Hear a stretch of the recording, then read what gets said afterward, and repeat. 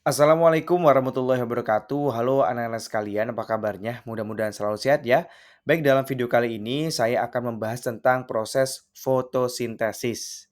Di pertemuan sebelumnya kita sudah membahas tentang proses respirasi seluler, yang mana dalam proses respirasi seluler ini membutuhkan molekul organik berupa glukosa dan juga oksigen sebagai penerima elektron terakhir yang digunakan untuk respirasi seluler tentunya, yang mana nantinya akan menghasilkan ATP alias energi dan juga hasil samping berupa CO2 dan juga H2O.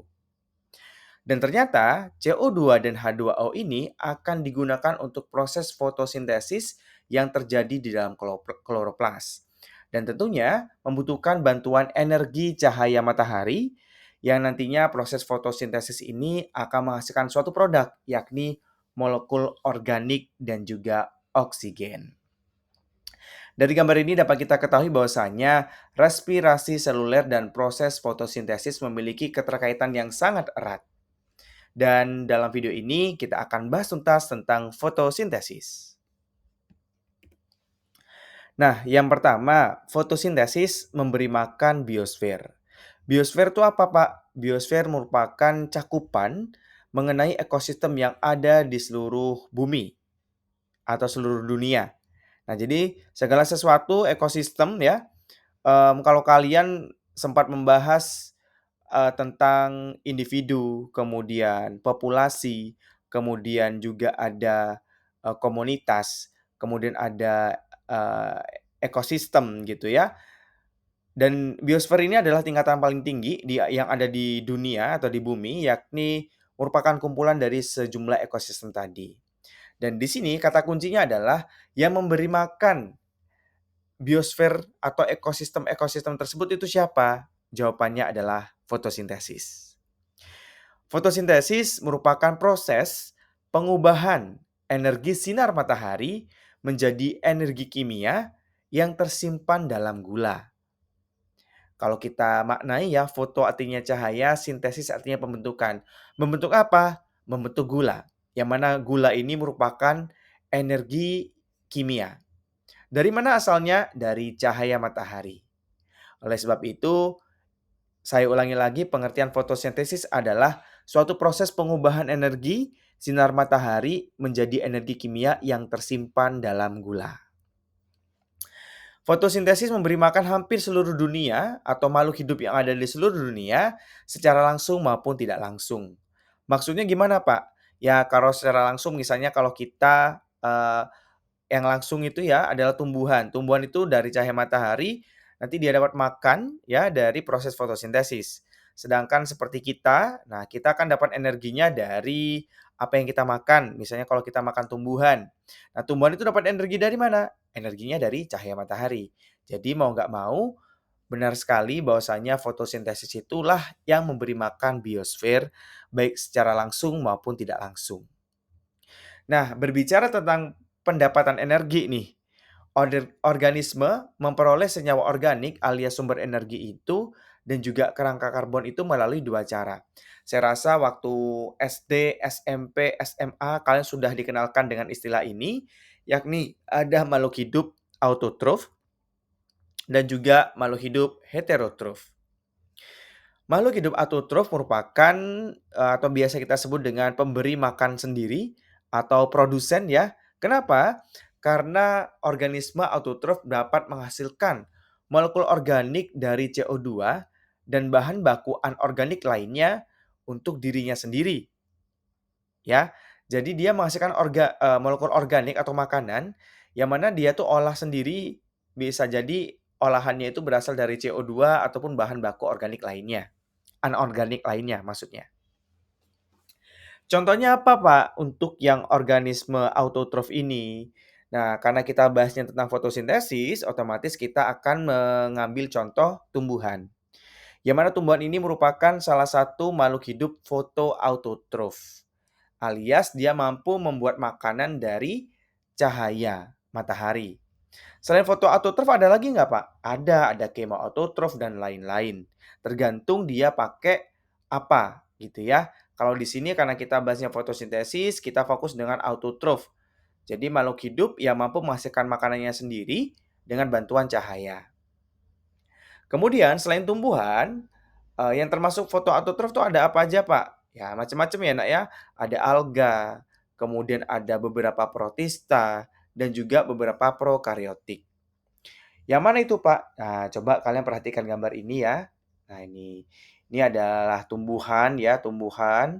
Ini merupakan, organisme fotoautotrof tentunya. Kemudian juga ada alga yang bersifat multiseluler seperti ini. Kemudian juga ada protista ya, protista yang memiliki klorofil sehingga dia mampu melakukan suatu proses fotosintesis. Kemudian ada cyanobacteria dan juga purple sulfur bacteria, yang mana kembali lagi mereka mampu menghasilkan zat-zat organik dari cahaya. Kembali lagi dia mampu mengubahnya, gitu ya. Nah, selanjutnya untuk organisme heterotrof itu apa, Pak? Organisme heterotrof merupakan konsumen, termasuk juga pengurai, yang mana mereka adalah organisme yang tidak dapat membuat makanan mereka sendiri. Dan mereka itu dapat hidup dari senyawa yang diproduksi oleh organisme lain. Contohnya manusia, hewan, dan juga sejenisnya yang jelas makhluk hidup heterotrof tentunya. Gitu ya, jadi nggak bisa buat makanan sendiri, nggak bisa melakukan fotosintesis, dan lain-lain, gitu ya. Oke, itu tadi, materi pembuka bahwasanya fotosintesis ini benar-benar merupakan sesuatu yang sangat krusial di bumi kita, karena dengan proses itulah kita bisa mendapatkan energi hingga saat ini. Energi dari matahari diubah menjadi energi kimia dan sampai ke kita juga. Selanjutnya, fotosintesis mampu mengubah energi cahaya menjadi energi kimia dalam makanan. Semua bagian tumbuhan yang berwarna hijau, ya, termasuk batang hijau, buah yang belum matang, itu pasti memiliki yang namanya kloroplas. Masih ingat ya kloroplas? Kloroplas merupakan salah satu plastida, yang mana plastida ini memiliki pigmen berwarna hijau dan berfungsi untuk fotosintesis. Nah, jadi kloroplas itu merupakan, mmm, lokasi utama kalau dikatakan di sini ya, lokasi utama fotosintesis. Dan kloroplas ini tadi dikatakan bahwasanya dia itu ada di seluruh bagian tumbuhan yang berwarna hijau. Tetapi daun merupakan lokasi utama fotosintesis pada sebagian besar tumbuhan. Nah, jadi anak-anak sekalian di sini, jangan bilang bahwasanya kloroplas itu hanya ada pada daun saja gitu ya. Di seluruh bagian tumbuhan yang intinya warna hijau itu, pasti ada kloroplasnya. Gitu ya, cuma memang benar, daun sebagai organ yang banyak sekali mengandung kloroplas dan strukturnya pun, apa namanya, sangat mendukung untuk menangkap cahaya matahari, sehingga daun dikatakan merupakan lokasi utama fotosintesis. Ini ya daunnya ya, ini daunnya ya, coba diperhatikan ini adalah daunnya. Ada sekitar 500.000, kalau 500.000 itu 500 ya, 500.000 kloroplas dalam sehelai daun dengan luas permukaan atas ya 1 mm persegi. Nah, dalam 1 milinya itu Nak ya, itu sekitar 500.000 kloroplas. Jadi memang banyak banget kloroplas di dalam daun itu. Kloroplas ditemukan terutama dalam sel-sel mesofil, jaringan di bagian dalam daun. Nah, benar ya, kalau kita lihat di sini, ini adalah bagian daun yang kita bisa lihat bagian atas, ada epidermis, kemudian juga ada yang lain-lain gitu ya. Kemudian di sini dikatakan ada nama bagian yang disebut dengan mesofil. Mesofil, meso itu artinya tengah, jadi memang ini adalah bagian tengah-tengah daun. Jadi ini adalah bagian mesofilnya. Gitu ya. Oke, kita lanjutkan lagi.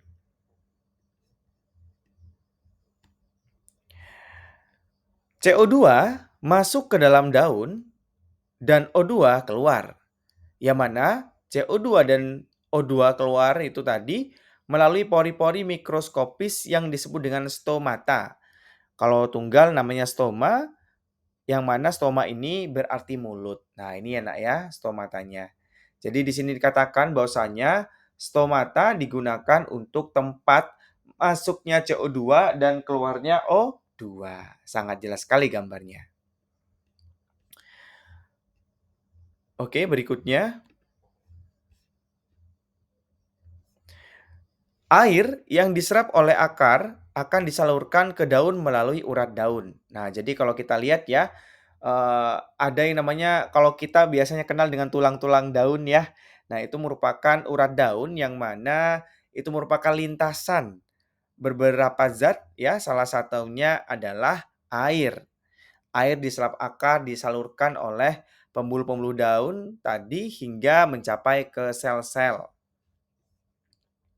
Daun juga menggunakan urat untuk mengekspor gula ke akar dan bagian tumbuhan lain yang tidak berfotosintesis.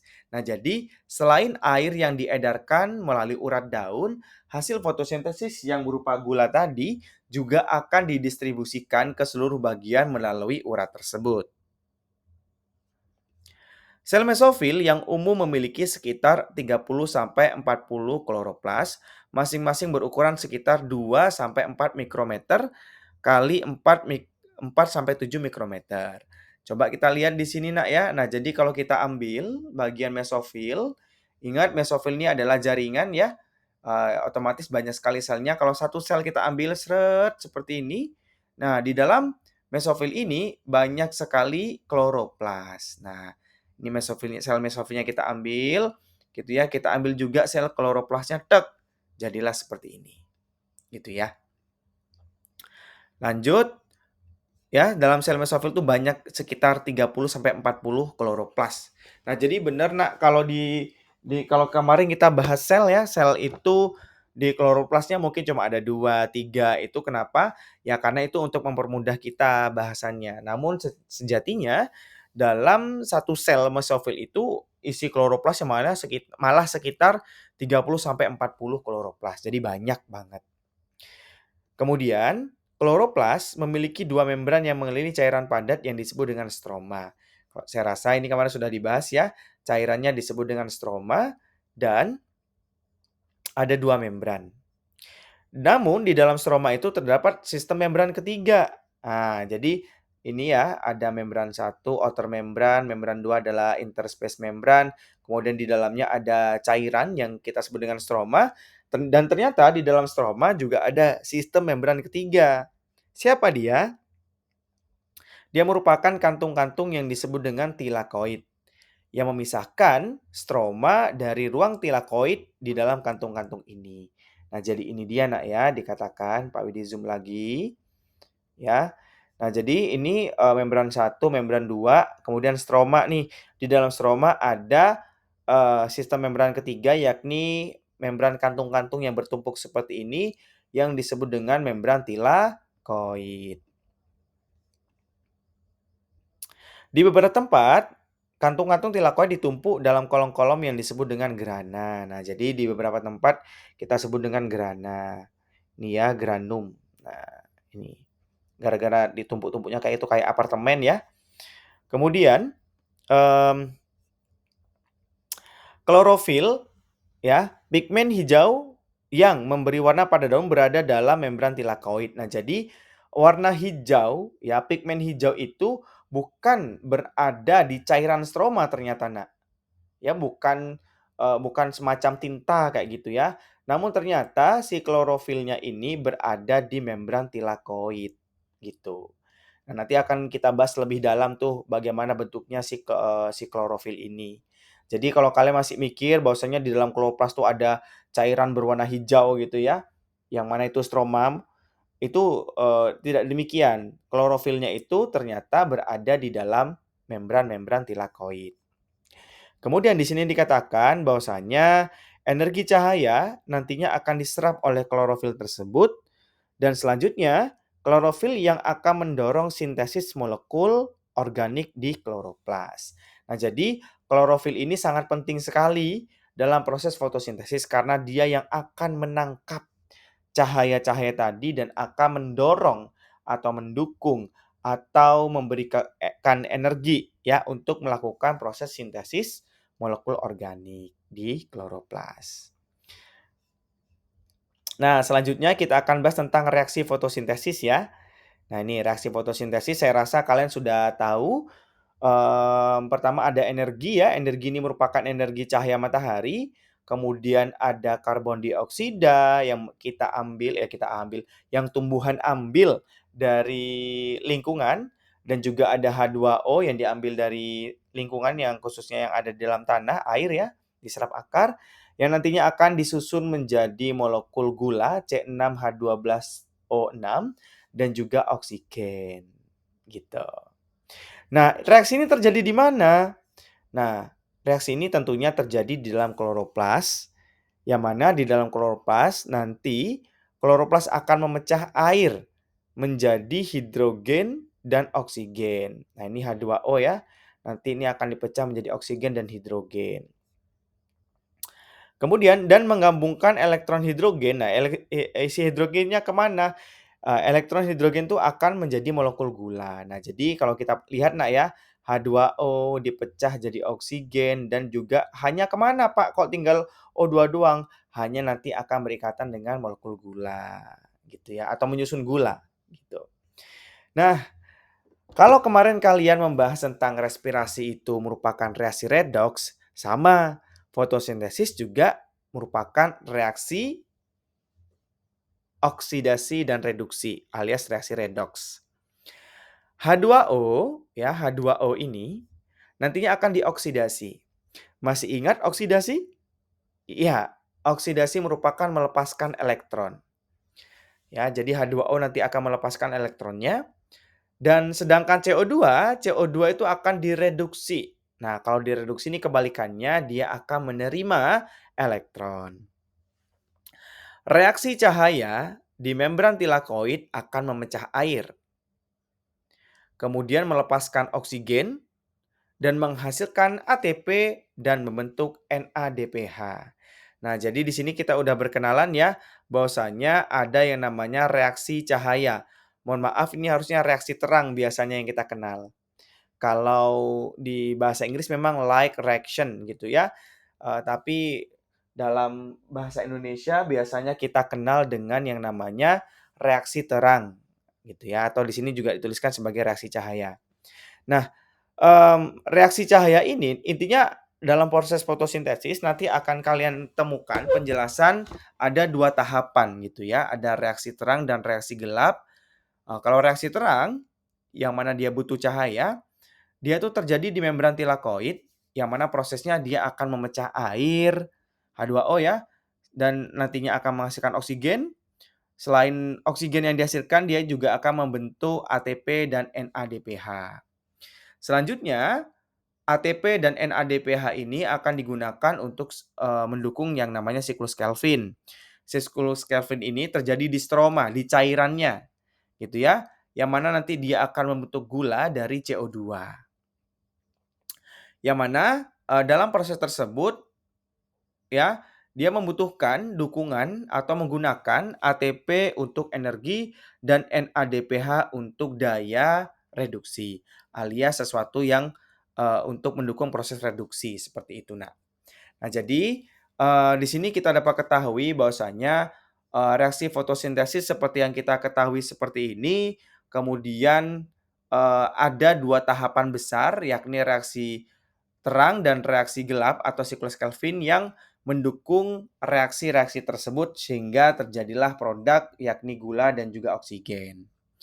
Ini juga ya, masih ingat ya, ada CO2 dan H2O yang nantinya akan membentuk C6H12O6 alias gula, uap air, dan juga ada oksigen gitu ya. Nah, ini kalau kita lihat seperti ini ya. Yang warna magenta ini apa, Pak? The atom from CO2 are shown in magenta. Nah, jadi ini karbon dioksida ini ya, C-nya itu akan membentuk gula, kemudian O-nya akan membentuk uap air. And the atom from H2O are show in blue. Nah, jadi ini ya H2O. H2O nanti hanya akan mendukung produk yang berupa gula, ada juga yang akan membentuk uap air dan O-nya akan membentuk oksigen. Nah, jadi di sini dapat kita ketahui bahwasanya oksigen itu berasal dari uap air yang dipecah dan seterusnya, gitu ya. Saya rasa ini sudah kalian dapati waktu kalian SMA. Oke, nah seperti yang Pak Widi katakan tadi bahwasanya ada 2 tahapan proses fotosintesis. Ada reaksi terang ya yang kita bilang ini adalah reaksi foto kan dan juga ada siklus Kelvin atau reaksi gelap yang ini merupakan tahapan sintesis. Ya, jadi ada reaksi terang, ini ya light reaction. Reaksi terang dia butuh foto. Kemudian ada siklus Kelvin atau reaksi gelap yang nanti akan menghasilkan, mensintesis gula, gitu. Oke, kita akan bahas terlebih dahulu tentang reaksi terang. Namun pembahasan di sini bersifat sekilas ya, karena ini masih tinjauan. Nanti akan ada slide yang menjelaskan lebih detail tentang reaksi terang itu seperti apa. Reaksi terang merupakan suatu reaksi yang membutuhkan cahaya, makanya disebut dengan reaksi terang. Yang mana reaksi terang ini mampu mengubah energi matahari, yakni cahaya matahari, untuk menjadikan suatu energi kimia berupa ATP dan juga NADPH. Bagaimana prosesnya? Air dipecah sehingga dia mampu menyediakan sumber elektron dan proton alias ion hidrogen. Dan tentunya mampu melepaskan O2 sebagai produk sampingannya. Coba kita lihat di sini, Nak. Ini ada H2O ya. H2O nanti akan masuk, akan diproses di reaksi terang. Kemudian tentunya didukung oleh cahaya sehingga nantinya dia akan menghasilkan oksigen. Ini oksigennya, gitu ya. Ini oksigennya. Dan gara-gara H2O itu pecah gitu, Nak ya, otomatis ada elektron dan juga proton yang lepas.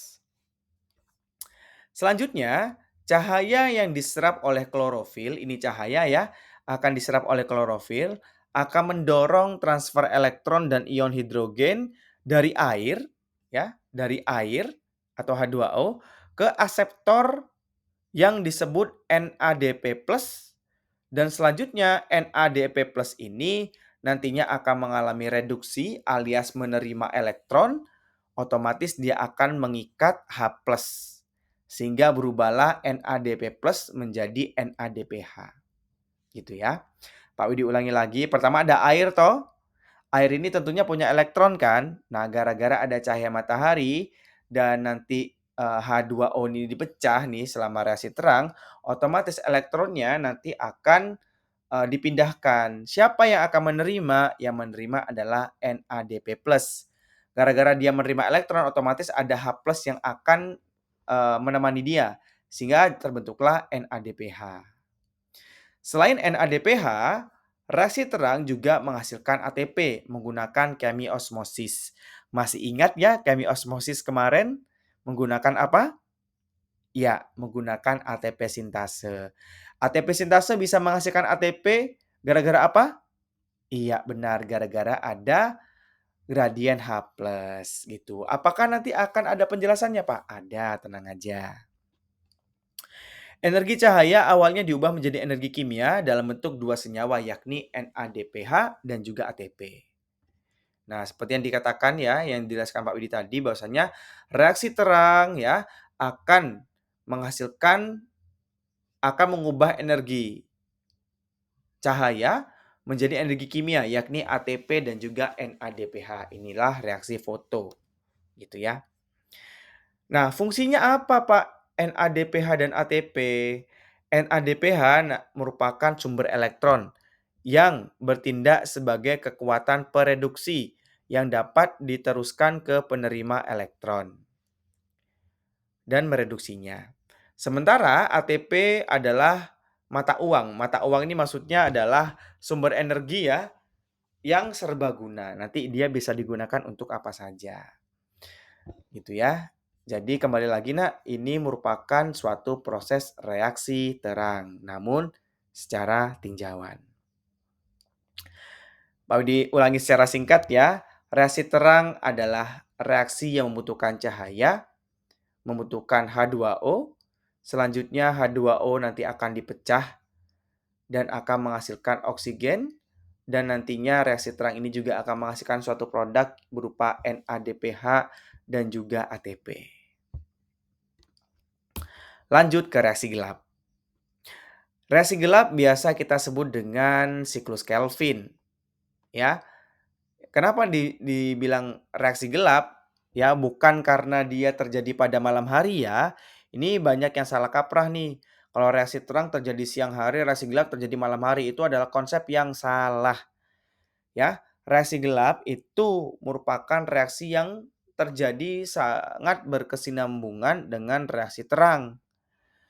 Dinamakan reaksi gelap, kenapa? Karena dia tidak memerlukan cahaya. Namun, reaksi ini juga terkenal dengan nama siklus Kelvin. Kenapa? Karena ini sebagai penghormatan kepada Melvin Kelvin dan kawan-kawan yang telah menjelaskan konsep siklus ini secara detail pada akhir tahun 1940-an. Kalau nggak salah akhir awal ya, Pak Budi lupa. Silakan dicek di Campbell. Nah, siklus ini dimulai dengan menggabungkan CO2 dari udara ke dalam molekul organik yang sudah ada di dalam kloroplas. Alias proses ini disebut dengan proses fiksasi. Ya, jadi butuh CO2 ini ada CO2, kemudian nanti akan ada molekul organik nih yang sudah ada di kloroplas untuk mengikat si CO2 ini. Ini namanya gara-gara dia mengikat, namanya disebut dengan proses fiksasi. Siklus Kelvin kemudian akan mereduksi karbon yang difiksasi menjadi karbohidrat dengan penambahan elektron. Nah, jadi waktu proses ini Nak, ya, dia itu membutuhkan daya reduksi yang disediakan oleh NADPH. Nah, jadi adanya NADPH ini yang merupakan reaksi hasil dari reaksi terang itu benar-benar mendukung atau benar-benar dibutuhkan oleh siklus Kelvin. Tanpa adanya NADPH dari reaksi terang, reaksi gelap tidak akan bisa berlangsung, gitu. Selain NADPH, siklus Kelvin juga membutuhkan ATP. Nah, jadi NADH, ATP yang dihasilkan reaksi terang itu benar-benar dibutuhin sama si siklus Kelvin. Yang mana si ATP ini nanti digunakan untuk mengubah CO2 menjadi karbohidrat, gitu. Nanti akan dijelaskan lebih detail reaksi siklus Kelvin ini. Nah, simpulannya dari dua tahapan ini ya, kalau kalian lihat di sini ya, siklus Kelvin ini yang membuat gula. Ya, dari CO2 kemudian proses butuh NADPH, butuh ATP, ujung-ujungnya dia akan menghasilkan gula. Nah, makanya siklus Kelvin ini disebut dengan tahapan sintesis. Siklus Kelvin yang membuat gula, ya. Dia yang membuat gula.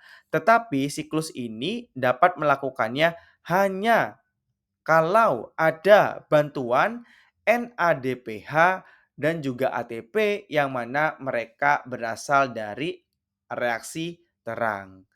Dari sini dapat kita ketahui bahwasanya reaksi terang dan reaksi gelap itu saling berketerkaitan sehingga tak dapat dipisahkan.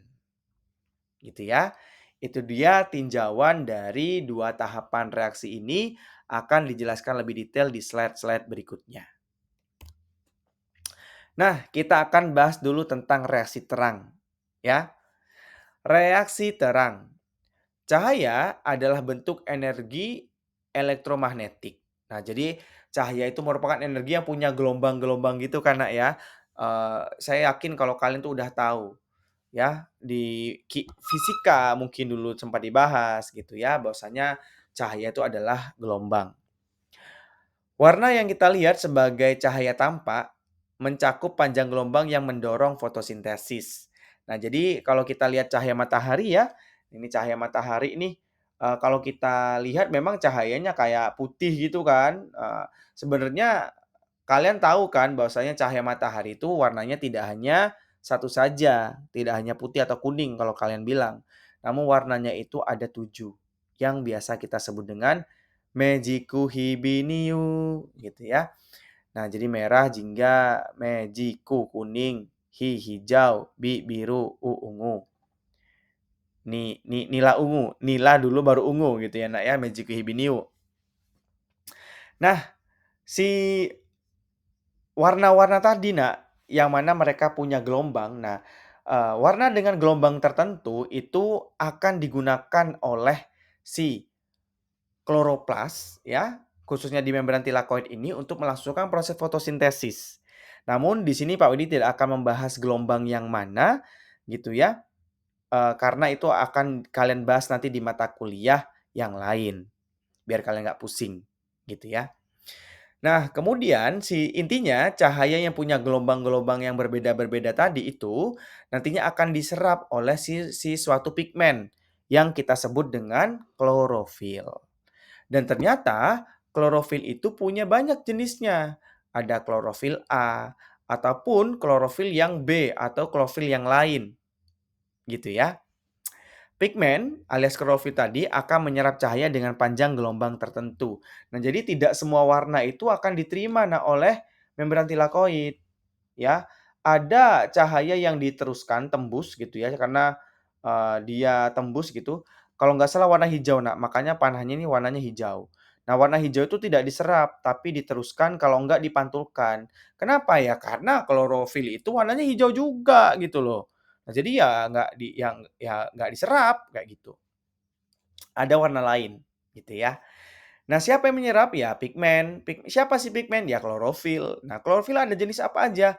Ada yang namanya klorofil A. Yang mana klorofil A ini merupakan pigmen fotosintesis paling utama gitu ya pada tumbuhan. Dan juga ada pigmen-pigmen lain, ada yang namanya klorofil B juga yang kita sebut dengan pigmen aksesori lainnya, itu menyerap panjang gelombang cahaya yang berbeda dan ujung-ujungnya nanti si energinya tadi akan diteruskan ke klorofil A. Ibarat kata klorofil A ini ya kembali lagi dia yang utama, dia nunggu nih, nunggu kiriman energi dari klorofil yang lain. Pigmen itu berubah dari keadaan dasar ke keadaan tereksitasi ketika foton cahaya mendorong salah satu elektron pigmen ke orbital berenergi lebih tinggi. Keadaan tereksitasi ini tidak stabil. Elektron dari pigmen yang terisolasi cenderung jatuh kembali ke dasar melepaskan panas atau cahaya. Yuk kita kenalan dulu sama klorofil A. Nah, ini Nak, ya, Pak Widi akan ngajak kalian kenalan dulu. Ini membran tilakoid ya, ini kalau di-zoom jadi seperti ini. Nah, di dalam membrannya itu, masih ingat Nak ya, pokoknya jangan lupakan yang namanya membran. Membran itu ada lipid bilayer dan juga kompleks protein. Nah, di dalam protein inilah ada yang namanya klorofil, ya. Ini proteinnya disebut dengan kompleks fotosistem. Ya, ini adalah kompleks fotosistem. Kemudian tadi Pak Widi udah bilang ada yang namanya klorofil A, merupakan klorofil yang paling utama ya di sini. Ini special pair of chlorophyll A molecules. Nah, ini merupakan pasangan klorofil A.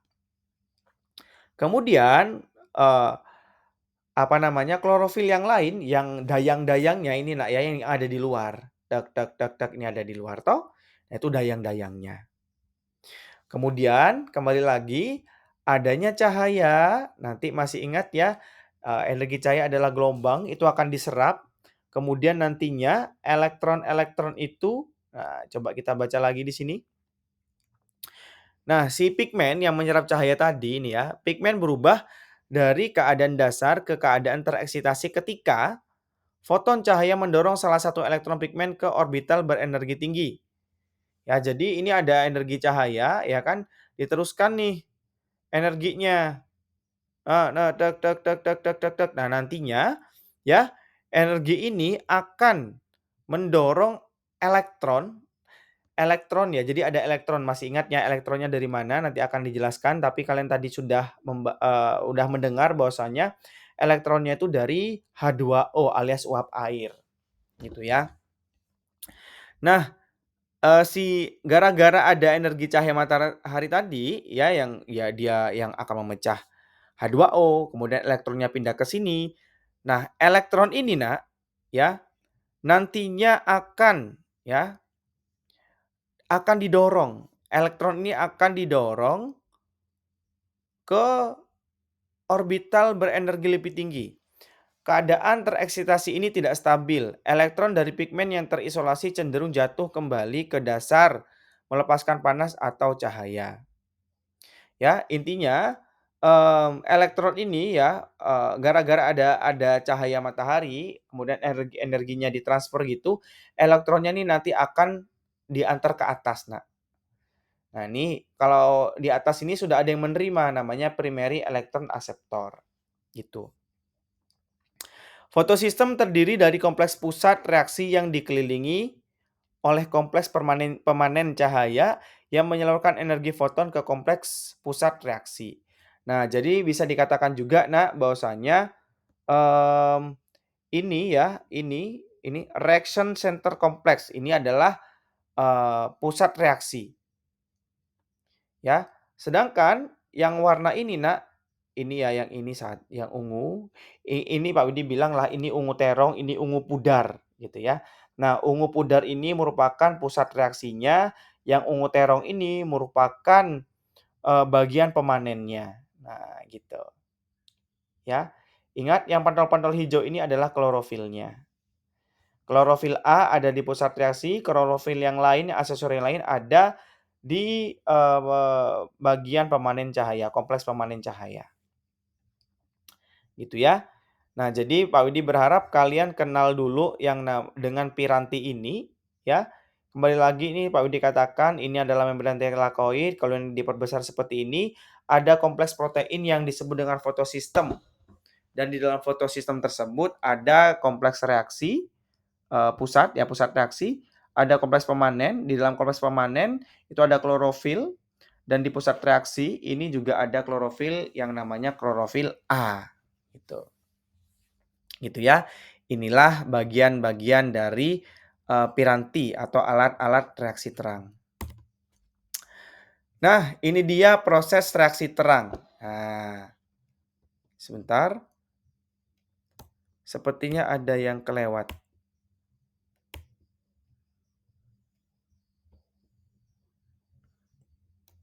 Oke, sebentar, Pak Widi sepertinya kebalik ya, Nak.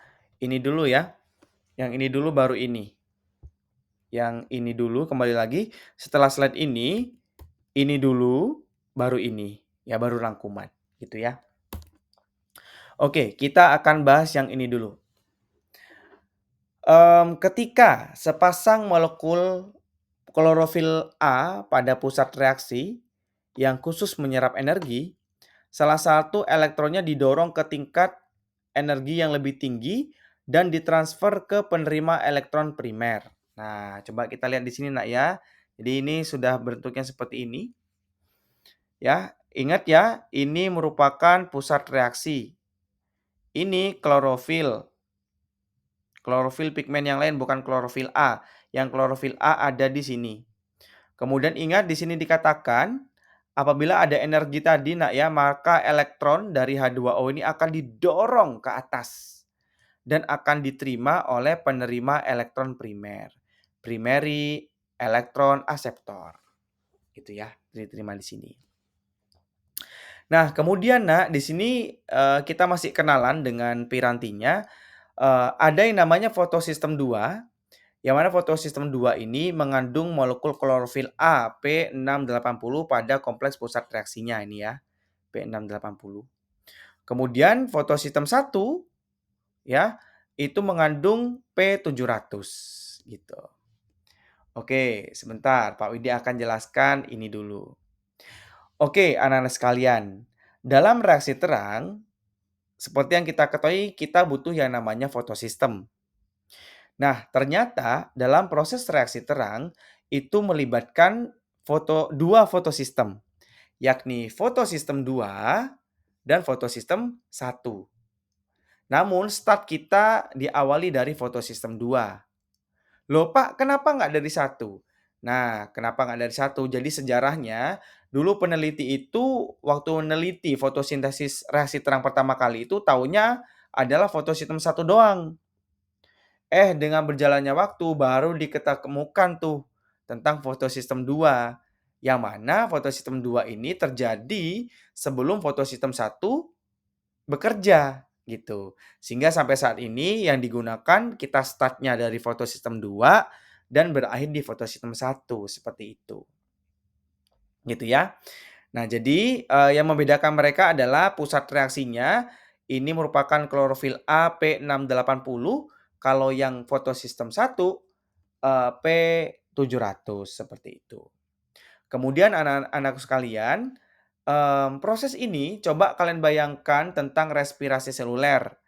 Respirasi seluler waktu fosforilasi oksidatif ya, kalian sudah kenalan tuh dengan kompleks 1, kompleks 2, kompleks 3, kompleks 4, yang mana di kompleks-kompleks tersebut terjadi, adanya aliran elektron.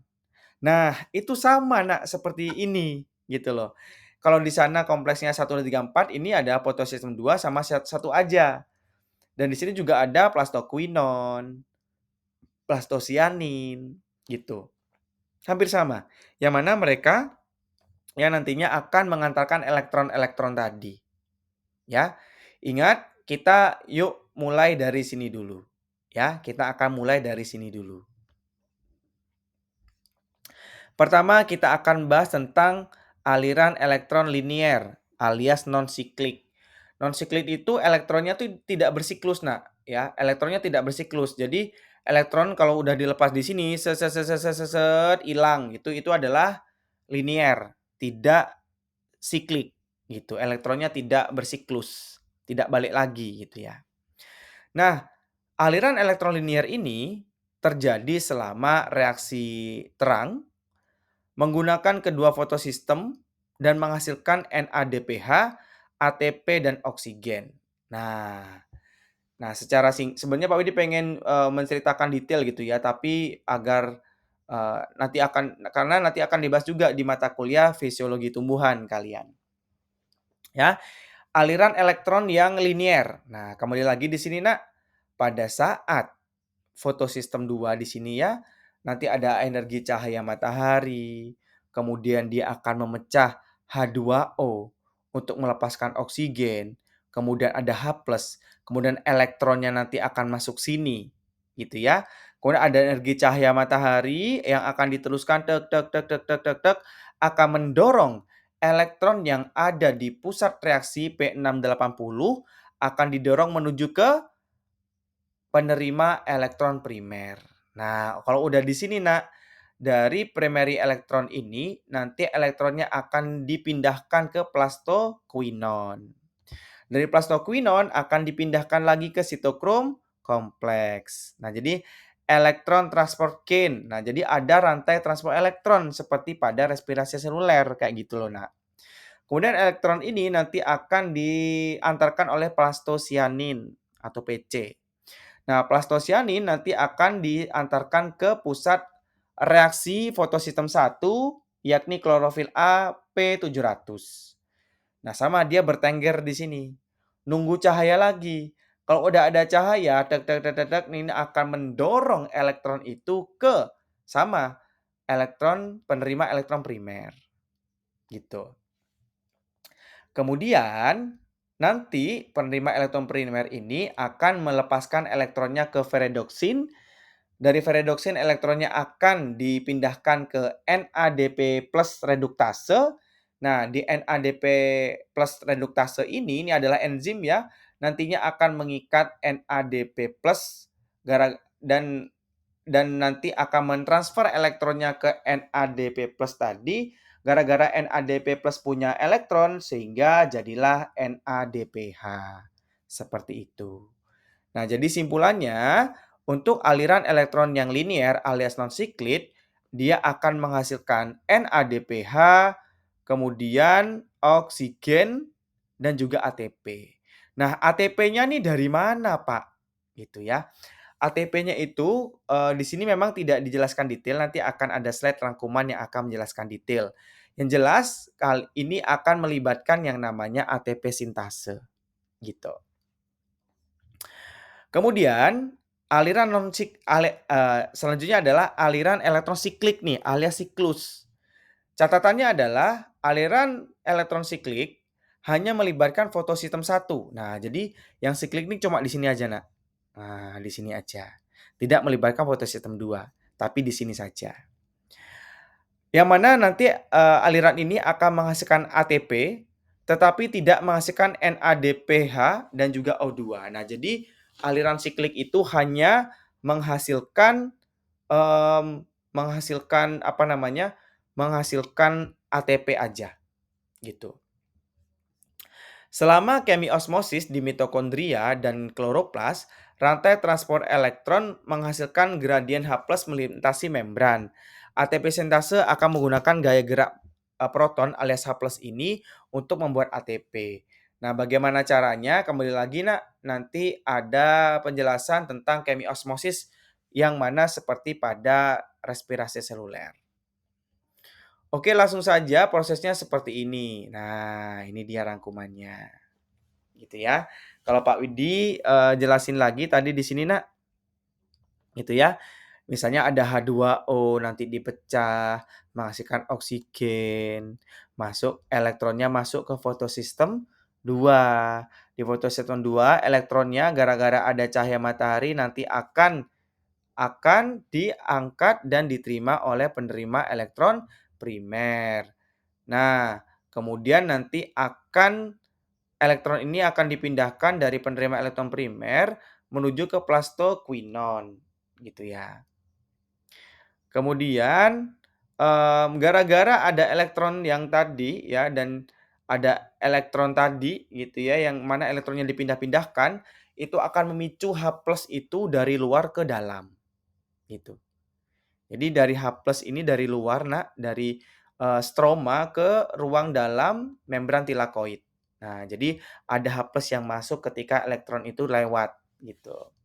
Kemudian elektron akan, lewat ya, entah menyelip, di sini kalau di sini terlihat ya, dia melewati sitokrom kompleks, ini juga protein ya, pindah ke sini, masuk tuh H+-nya, kemudian nanti ke plastosianin, pindah lagi ke sini gitu ya.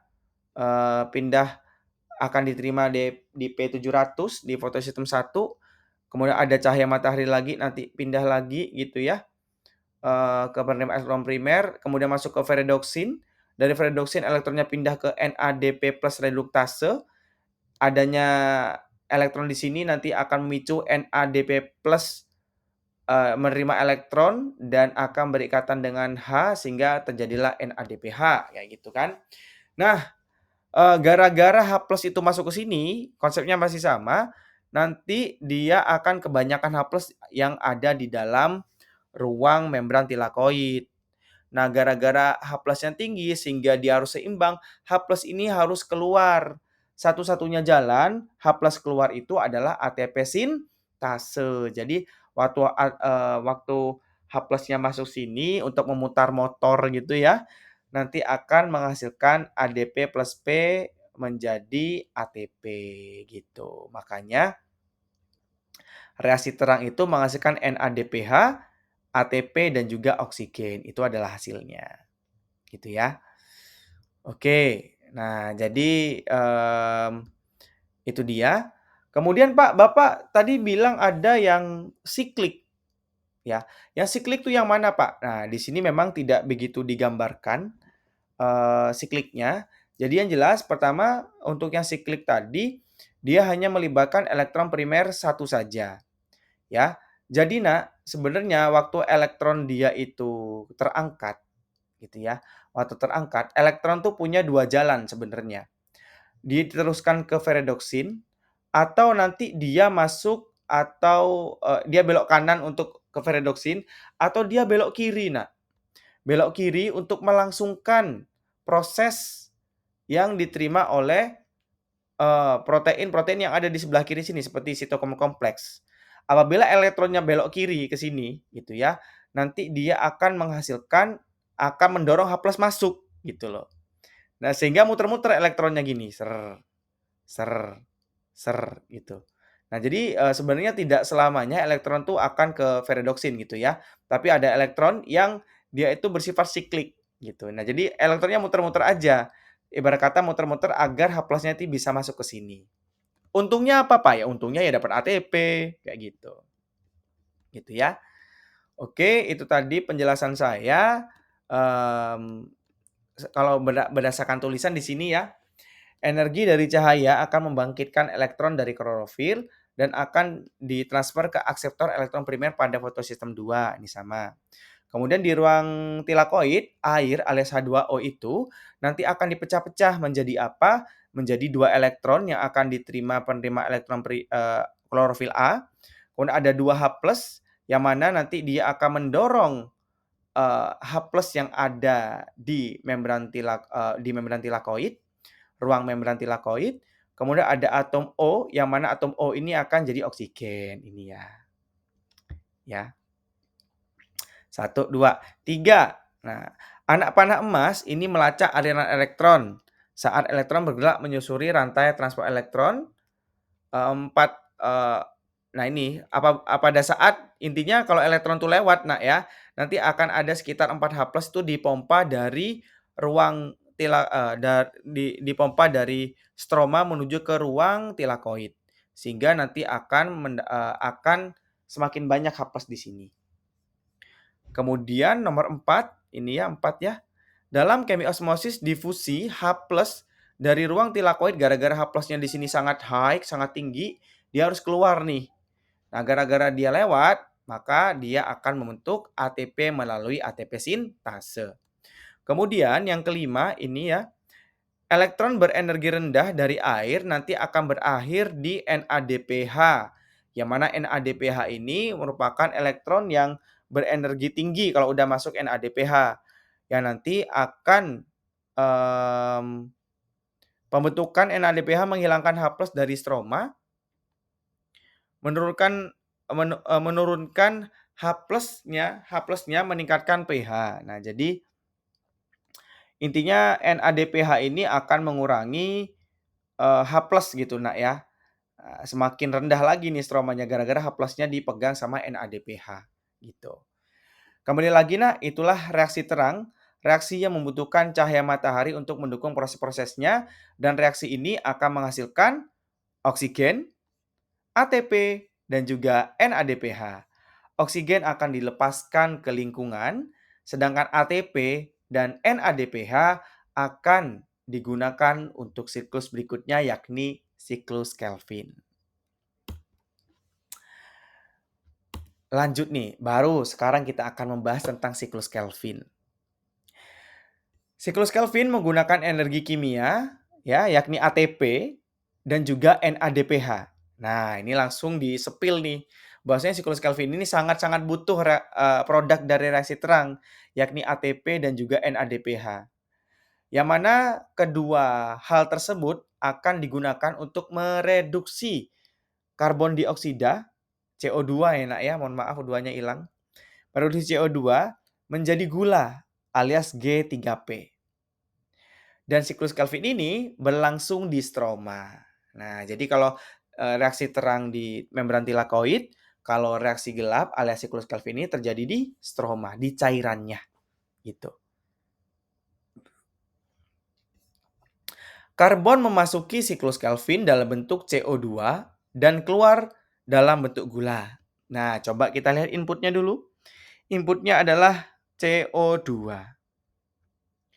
Outputnya apa? Gula. Nah, CO2, gula. Siklus ini menggunakan ATP sebagai sumber energi dalam sebagai sumber energi. Nah, jadi ini ATP-nya digunakan di sini ya. 1, 2, ini kan butuh ATP gitu loh. Dan dia menggunakan NADPH sebagai daya reduksi untuk menambahkan elektron berenergi tinggi guna membuat gula. Nah, jadi NADPH ini tadi ya, ingat ya, dia kan punya elektron. Dia itu kan punya elektron. Elektronnya nanti dipindahkan ke sini, kayak gitu. Karbohidrat yang diproduksi langsung dari siklus Kelvin bukanlah glukosa. Karbohidrat tersebut sebenarnya adalah gula 3 karbon yang kita sebut dengan G3P. Nah, ini Nak ya. Nah, jadi bukan gula yang benar-benar kita bayangkan C6H12O6 itu gitu loh. Tapi dalam bentuk G3P. Ya. Sejatinya seperti itu.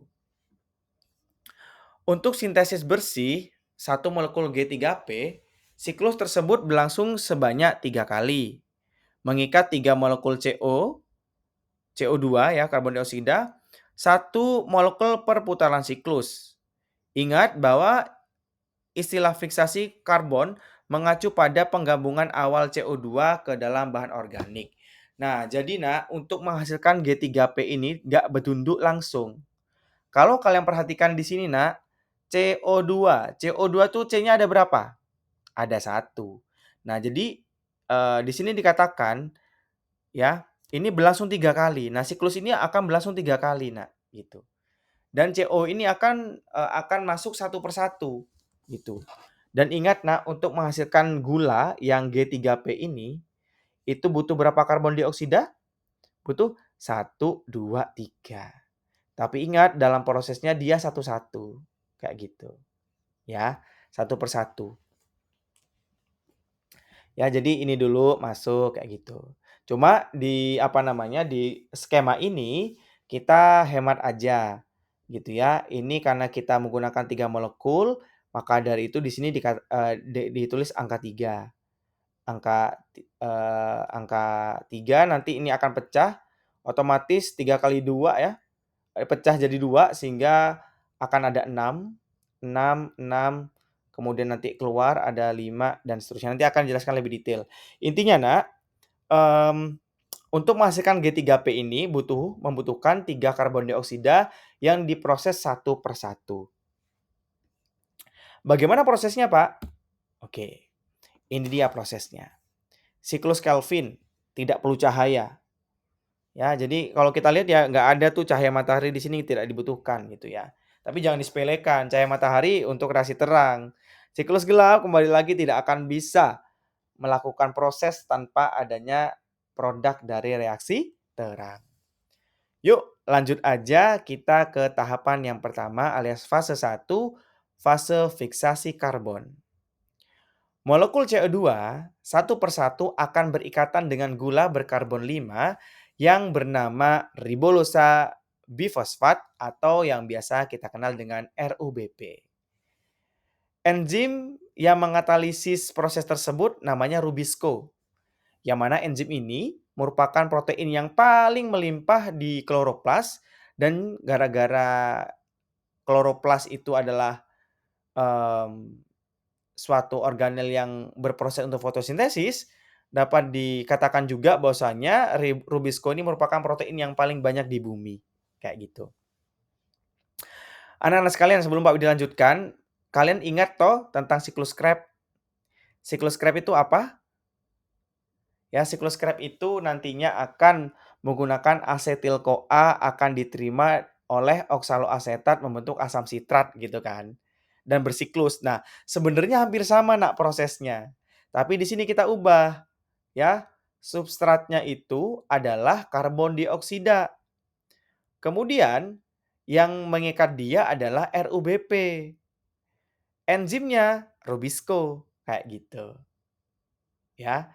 Kembali lagi, pada fase fiksasi yang warnanya biru muda ini ya, ini biru muda, nantinya akan dilakukan oleh gula berkarbon 5, tuh 2, 3, 4, 5, karbonnya 5 toh.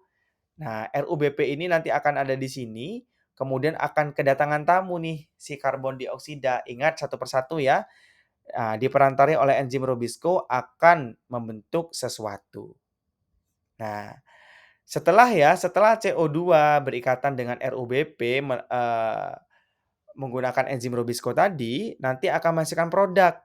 Produknya adalah zat antara berkarbon 6 yang berumur pendek karena mereka sangat tidak stabil secara energetik. Sehingga mereka itu langsung terbelah menjadi dua, membentuk 2 molekul 3 fosfogliserat untuk setiap CO2 yang difiksasi. Nah, jadi setelah RUBP berikatan dengan karbon dioksida, nanti akan menghasilkan produk yang namanya short life intermediate alias zat antara berkarbon 6 ya. Ini karbonnya 5 ketompo karbon dioksida 1 ya jadi 6. Tuh, wah 3, 4, 5, 6 gitu ya. C-nya ada 6. Namun dikatakan ya, dia itu tidak berumur panjang karena mereka tidak stabil. Agar stabil, jadi gula berkarbon 6 ini langsung dipisah menjadi dua, menjadi 3 fosfogliserat gitu. Satu molekul CO2 otomatis menghasilkan 2 molekul 3 fosfogliserat ya. Namun karena di sini ada 3 molekul nantinya makanya di sini ditulis 6 kayak gitu. Oke, fase fiksasi selesai. Selanjutnya adalah fase reduksi. Setiap molekul 3 fosfogliserat akan menerima gugus fosfat tambahan dari ATP sehingga menjadi 1,3 fosfogliserat. Nah, jadi ada ATP nih nak ya, 3 fosfogliserat. Ingat fosfatnya cuma satu toh? Di karbon nomor 3 makanya 3 fosfogliserat. Kemudian nanti adanya ATP akan menyumbangkan fosfatnya itu ke molekul ini ke karbon nomor 1 sehingga disebut dengan 1,3 fosfogliserat gitu. Pak ini kok 6? Ingat ya, ingat. Jadi ada 6 karena itu tadi ada 3 molekul karbon dioksida. Dalam tiganya tadi dipecah 2, jadi 3 kali 2 jadi 6 gitu ya. Oke lanjut. Lanjut sampai di 1,3 fosfogliserat. Kemudian sepasang elektron yang disumbangkan dari NADPH nantinya akan mereduksi 1,3 bifosfogliserat. Ya, intinya 1,3 fosfogliserat ini akan menerima elektron dari NADPH kayak gitu. Yang juga kehilangan gugus fosfat dalam proses tersebut menjadi glisiraldehida 3-fosfat. Nah, waktu mereka menerima elektron dari NADPH, ternyata fosfatnya itu malah lepas lagi gitu loh, Nak. Ya, fosfat yang sudah dapat nih malah lepas lagi kayak gitu. Sehingga dia akan menghasilkan produk yang namanya glisiraldehida 3-fosfat atau G3P. Nah, jadi kalau kalian masih ingat ya, G3P ini ada di pembahasan tentang glikolisis. Ya, kalau masih ingat kalian pasti tahu ya, G3P. Nah, secara khusus elektron dari NADPH akan mereduksi gugus karboksil pada 1,3 bifosfogliserat menjadi gugus aldehid G3P yang menyimpan lebih banyak energi potensial. Nah, jadi adanya elektron tadi akan mengubah gugus karboksil dari 1,3 bifosfogliserat ini menjadi glisiraldehida yang memiliki gugus aldehid yang mana dia akan jauh lebih potensial lagi. Selanjutnya, setiap 3 molekul CO2 yang memasuki siklus ada 6 molekul G3P yang terbentuk. Tetapi hanya 1 molekul gula, 3 karbon ini yang dapat dihitung sebagai perolehan bersih karbohidrat karena sisanya diperlukan untuk melengkapi siklus. Siklus dimulai dengan karbohidrat sebanyak 15 karbon dalam bentuk 3 molekul gula 5 karbon. Nah, jadi begini nak, ya kan? Pertama inputnya 3, berarti keluarnya juga 3 gitu. Loh, yang kan ini 5 Pak. 5, ya kan? 5 kemudian ditambah 3. Kemudian hasilnya 3. Kenapa nggak semuanya menjadi hasil Pak, kok cuma 3? Yang 5 ini kemana? Nah, kembali lagi nak, namanya aja siklus, sehingga yang 5 ini akan diabadikan lagi, menjadi RUBP lagi. Namanya aja siklus, kayak gitu. Gitu ya. Bagaimana caranya? Ini ya, siklus dimulai dengan karbohidrat sebanyak 15 karbon dalam bentuk 3 molekul gula 5 karbon RUBP. Nah, jadi ini nak, ini 3 kan, 3 gulanya berapa? 1, 2, 3, 4, 5. Karbonnya maksudnya. Ada karbon 5, jumlahnya 3, berarti 15. Startnya 15 di sini. Kemudian gara-gara dia mengikat CO2, ya meskipun satu-satu kita hitung lengkap aja, sehingga 15 ditambah 3 jadinya 18. Sekarang karbohidrat sebanyak 18 karbon dalam bentuk 6 molekul G3P. Satu molekul keluar dari siklus untuk digunakan oleh sel tumbuhan. Nah, jadi ini Nak, 3 ini akan digunakan oleh tumbuhan untuk apa? Ya untuk glukosa and other organic compound atau untuk menjadi komponen organik lainnya. Nah, sedangkan sisanya ke mana? Sisanya akan didaur ulang untuk meregenerasi RUBP gitu.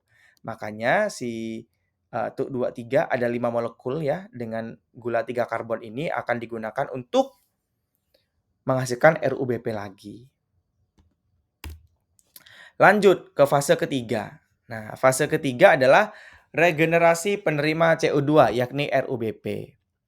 Dalam serangkaian reaksi yang kompleks, kerangka karbon dari 5 molekul G3P akan disusun ulang oleh langkah terakhir siklus Kelvin menjadi 3 molekul RUBP. Nah, jadi 5 molekul G3P ini akan disusun ulang kayak gitu. Untuk mencapai hal ini, siklus tersebut menggunakan 3 molekul ATP lagi. Dan RUBP kini siap menerima CO2 lagi dan siklus tersebut terus berlanjut. Nah, jadi untuk menghasilkan G3P menjadi RUBP itu membutuhkan 3 molekul ATP. Gitu ya, 3 molekul ATP sehingga nanti akan menyusun ulang G3P ini menjadi RUBP. Dan RUBP ini siap untuk memulai lagi siklusnya terus-menerus seperti itu. Gitu ya. Nah, itulah dari sini dapat kita ketahui bahwasanya siklus Kelvin itu tugasnya adalah mensintesis gula dan siklus Kelvin ini tidak akan bisa berlanjut kalau tidak ada reaksi terang. Karena reaksi terang akan menghasilkan ATP dan juga NADPH yang digunakan untuk siklus Kelvin. Jadi simpulannya adalah untuk sintesis bersih 1 molekul G3P, siklus Kelvin akan mengkonsumsi total 9 molekul ATP, 6 tambah 3 jadi 9. Kemudian 6 molekul NADPH. Nah, ini. Reaksi terang akan meregenerasi ATP dan NADPH. G3P yang dilepaskan dari siklus Kelvin menjadi bahan awal untuk jalur metabolisme yang mensintesis senyawa organik lainnya termasuk gula, yakni dari 2 molekul G3P, sukrosa, dan karbohidrat lainnya. Baik reaksi terang saja ataupun siklus Kelvin saja itu tidak akan dapat menghasilkan gula atau dari CO2 gitu ya. Jadi mereka harus bareng-bareng, bukan reaksi terang aja, reaksi gelap aja tidak, tapi mereka harus bareng-bareng. Fotosintesis merupakan sifat emergen kloroplas utuh yang mengintegrasikan dua tahap fotosintesis. Jadi reaksi terang dan reaksi gelap itu tidak bisa dipisahkan.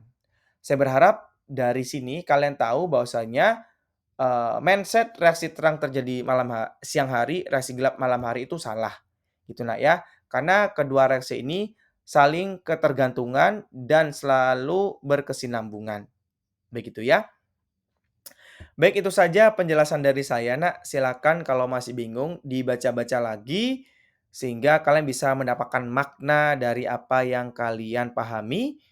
Ya, kembali lagi Pak Widi ingatkan, perbanyaklah baca, sesuaikan dengan gambarnya, dari situ kalian akan menemui makna-maknanya. Terima kasih banyak, Pak Widi akhiri, semoga sukses. Wassalamualaikum warahmatullahi wabarakatuh.